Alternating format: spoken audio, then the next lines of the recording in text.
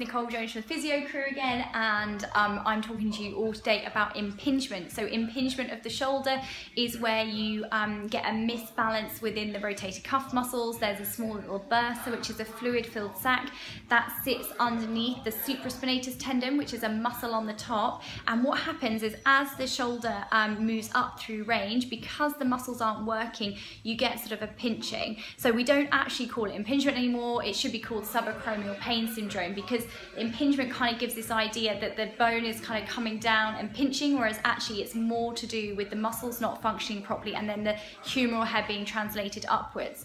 So what I would recommend that you do if you have impingement or you think that you have impingement, make sure you've actually got that diagnosis by a physio. If you've been given that diagnosis, no offense, by a GP that's had 10 minutes to assess you, we need to look at you and make sure that there's not a neck issue, that there isn't a rotator cuff issue, that there isn't anything like a frozen shoulder developing or a muscle imbalance, because I think sometimes we just get lumped, we simplify things a bit, and if you get a bit of pain in your shoulder when you're going up but it gets better at the top, people think, oh yeah, it must be impingement. But there's loads of things that can interact, there's loads of things that can mean that the shoulder is becoming painful, and we need to look at it holistically. We need to look at what are you doing in the day, what's causing it. Are you getting pins and needles and numbness?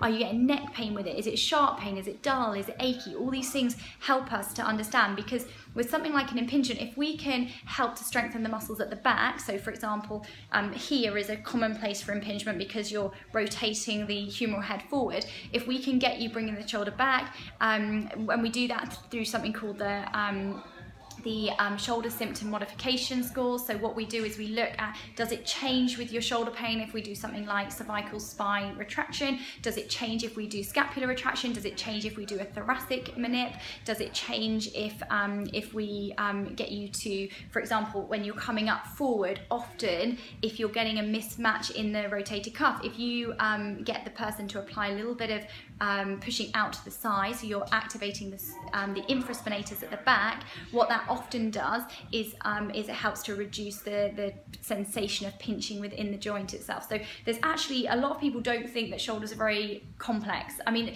they're complex, but they don't need to be complicated. I've stolen that from another physio, but they are quite complex. There's a lot of structures in there, so we need to determine which likely structures are affected and then holistically look at how we manage them all together. Make sure that it's not the neck, otherwise if you're treating the shoulder and it's the neck, it's a complete waste of time. And then what we do is we look at the exercises. So we'll start by doing something depending on what we find is weak. We'd start you doing some nice gentle exercises and then progression. And you know, implementing these treatment guides is not difficult. Dr. Google can tell you all the treatments that physio do. The beauty of a physio, the bit that you need us for, is to tell you at what stage to do it. Are you causing damage? Probably not. Most things are not causing damage. Or are you doing things that are irritating it? Is there just something very, very simple that we can tweak that will then allow you to move in the right way, which will then get rid of your pain? Shoulders, I mean, my special interest is shoulders, but you know, I love when I get someone in clinic and they come in and they can't move their arm, and by the end of the session they can. That's not tissue damage, that's the tissues not working together in the right way, particularly the muscles. And that doesn't happen every time, guys, but with shoulders we do get results quite quickly for something like an impingement. And then for something like rotator cuff, often you then need to really focus in for 6 to 8 weeks to make sure that you're doing those exercises every single day to strengthen. And you might say to me, I don't have time to do exercises. And I would just say to you, well, do you have time not to play tennis every week? Do you have time to not be able to enjoy the things that you do? Do you have time to be distracted by pain every single night, missing 2 hours of sleep because you can't sleep? And when you look at it like that, guys, you realise that actually 5 minutes a day to fit in some exercises is not that long. You need to commit, and if you're serious about getting yourself better, then physio can help you. And like I'm always promoting physio. Physio changes people's lives. We get people back to the things that they love doing. We get them out of bed when they can't move. We are the risk takers. We are the people who push outside of the comfort zones. We will push you out of your comfort zone, but that will result in you being able to lead a much more fulfilled life with less pain. Anyway, guys, speak to you soon. Bye bye.